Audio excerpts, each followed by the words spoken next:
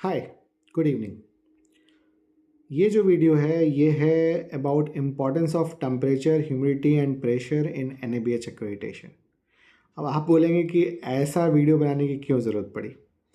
तो जवाब है कि मैं रिसेंटली अभी एक हॉस्पिटल में गया जहाँ पे मुझे बड़ी ही अजीब चीज़ें देखने को मिली। जैसे कि 30 डिग्री पे जो दवा रखी जानी है या 30 डिग्री के नीचे या रूम टेम्परेचर पे रखी जानी है वो फ्रिज के अंदर रखी हुई थी। पूछने पर लगा क्योंकि ये रखी जाती हैं। क्यों रखी जाती हैं इसका कोई जवाब नहीं था। मैंने फ्रिज में हाइग्रोमीटर लगा देखा और मुझे समझ में आया कि लोगों को थर्मामीटर और हाइग्रोमीटर में अंतर नहीं पता है। टेम्परेचर की इम्पोर्टेंस नहीं पता और कौन सी दवाओं को फ्रिज के अंदर रखना है ये नहीं पता। तो मैं ये वीडियो ख़ास तौर से इसलिए बना रहा हूँ जिससे सब लोगों को ये पता लगे जो जानने में इच्छुक हैं और जिनको खुद अभी नहीं पता है कि ये क्यों इम्पॉर्टेंट है और NABH में इतना टेम्परेचर और ह्यूमिडिटी पे फोकस क्यों किया जाता है, कहाँ कहाँ पे टेम्परेचर रिकॉर्डिंग ज़रूरी है, कहाँ पे ह्यूमिडिटी रिकॉर्डिंग ज़रूरी है और कहाँ पे प्रेशर मॉनिटरिंग ज़रूरी है और कितना एक्चुअली होना चाहिए। सो चलिए शुरू करते हैं। हम लोग बात करेंगे टेम्परेचर एंड ह्यूमिडिटी मॉनिटरिंग की, लोकेशंस की इश्यूज़ की और डॉक्यूमेंटेशन की। चाहे टेम्परेचर रिकॉर्डिंग उस हॉस्पिटल में हो रही हो जहाँ एक्रेडिटेशन हो रहा है या सर्टिफिकेशन हो रहा है, किन चीज़ों में ज़रूरी है? जहाँ पे आपका खाना रखा हुआ है, जहाँ पे मेडिसिन्स रखी हुई हैं, जहाँ लैब रिएजेंट रखे हुए हैं, कंट्रोल्स रखे हुए हैं, अब या इवन ब्लड रखा हुआ है। ऑल्सो ऐसे कई चीज़ें जहाँ पे इन्फेक्शन कंट्रोल के लिए ज़रूरी है और कुछ ऐसी जगह हैं जहाँ पे टेम्परेचर मॉनिटरिंग इसलिए ज़रूरी है बिकॉज मशीनों के ख़राब होने का खतरा है। टेम्परेचर मॉनिटरिंग कहाँ करनी चाहिए? तो पहली चीज़ तो आप ये देखें कि टेम्परेचर मॉनिटरिंग के लिए कुछ इस तरह का, जहाँ फ़ोटो नीचे लगी हुई है, इस तरह का एक आएगा थर्मामीटर जिसका प्रोब फ्रिज के अंदर डाला जाता है और बाहर सिर्फ आपको एक टेम्परेचर दिखता है which should be monitored in degree Celsius.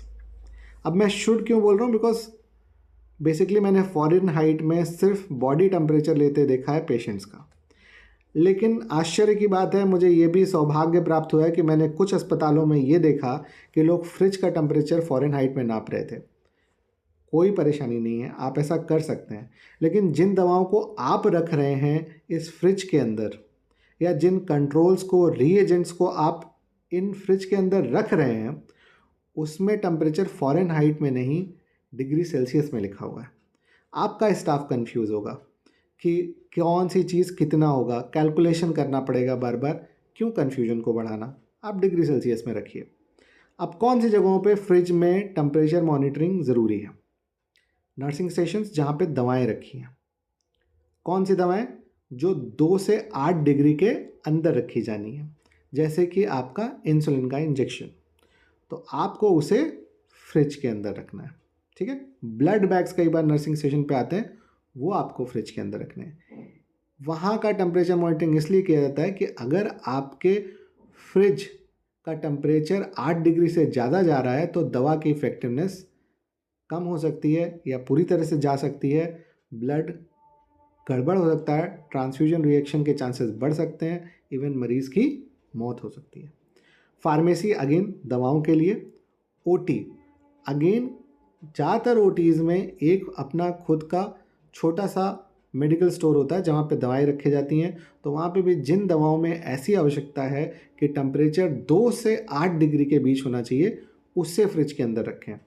वो दवाएं जिसमें लिखा है keep in room temperature, keep below 25, keep below 30, उसे आपको रूम टेम्परेचर पे रखना है और उस रूम में हाइग्रोमीटर लगाना है और ये मॉनिटर करना है कि टेम्परेचर 25 डिग्री से अंदर है। क्यों 25 डिग्री से अंदर है? बिकॉज अगर 30 तक आप मॉनिटर करेंगे तो 25 वाली दवा ख़राब हो जाएगी। और वैसे भी इंडिया में एम्बिएंट टेम्परेचर लगभग 24 से 27 डिग्री के बीच माना जाता है। अब और कहाँ पे फ्रिज में टेम्परेचर मॉनिटरिंग ज़रूरी है? जहाँ पे पेशेंट सैंपल रखा गया है, लैब के रिएजेंट्स रखे गए हैं, कहीं पे फूड सैंपल रखा गया है। तो food sample basically food poisoning को डिटेक्ट करने के लिए आप 72 घंटे तक फूड के सैंपल रखते हैं, यानी तीनों टाइम का खाना एक जिप लॉक में डाल के फ्रीज़र के अंदर डालते हैं। तो फ्रीज़र में टेम्परेचर -18 से कम होना चाहिए और उसे मॉनिटर करने के लिए एक थर्मोमीटर लगा होना चाहिए। मीटर की फ़ोटोग्राफ ये नीचे लगी हुई है। मैं बार बार बोल रहा हूँ बिकॉज मुझे अभी सौभाग्य प्राप्त हुआ है कुछ दिन पहले, जहाँ पे मैंने फ्रिज में एक दूसरी तरह की चीज़ लगी देखी जिसे कहते हैं हाइग्रोमीटर। हाइग्रोमीटर होता है रूम टेम्परेचर और रूम ह्यूमिडिटी नापने के लिए, ना कि फ्रिज का टेम्परेचर नापने के लिए। एक्चुअली वो कैपेबल ही नहीं होता, वो कुछ और टेम्परेचर दिखाने लगेगा आपको जो फ्रिज से एसोसिएटेड ही नहीं है। अभी हम लोग आएंगे उस पर, आगे फोटोग्राफ में आपको दिखाऊंगा। साथ ही साथ कहीं पे भी फूड से रिलेटेड रॉ मटेरियल या वेजिटेबल्स रखी हैं, वो उसके लिए भी आपके पास फ्रिज होना चाहिए। लोकेशंस जहाँ पे टेम्परेचर और ह्यूमिडिटी मॉनिटरिंग दोनों करनी है, तो पहली चीज़ जो डिवाइस टेम्परेचर और ह्यूमिडिटी दोनों मॉनिटर करती है उसे हाइग्रोमीटर कहते हैं। जो डिवाइस सिर्फ टेम्परेचर मॉनिटर करती है उसे थर्मोमीटर कहते हैं। तो आप इस नीचे फोटोग्राफ में देख सकते हैं, यहाँ पे टेम्परेचर भी दिखा रहा है और ये जो परसेंटेज में दिखा रहा है 60%, दैट इज ह्यूमिडिटी। तो अगर आप NABL एक्रेडिटेशन के लिए जा रहे हैं तो सैंपल कलेक्शन रूम में, और अगर आप NABL एक्रेडिटेशन के लिए नहीं जा रहे हैं तो भी इसे लगाने में कोई बुराई नहीं है। लेबोरेटरी में CT स्कैन रूम, अगर आपके यहाँ CT स्कैन है। OT में टेम्परेचर, ह्यूमिडिटी और प्रेशर तीनों मॉनिटर होते हैं। अभी हम लोग प्रेशर में आएंगे। फार्मेसी में चूँकि दवाएं रखी हुई हैं और जहाँ पे कहा जा रहा है कि दवा रूम टेम्परेचर पे लेस देन 25 डिग्री पे होनी चाहिए, उसके लिए। और किचन अगर ओपन में कहीं पे रखा हुआ है तो वहाँ पे भी आप हाइग्रोमीटर लगा सकते हैं।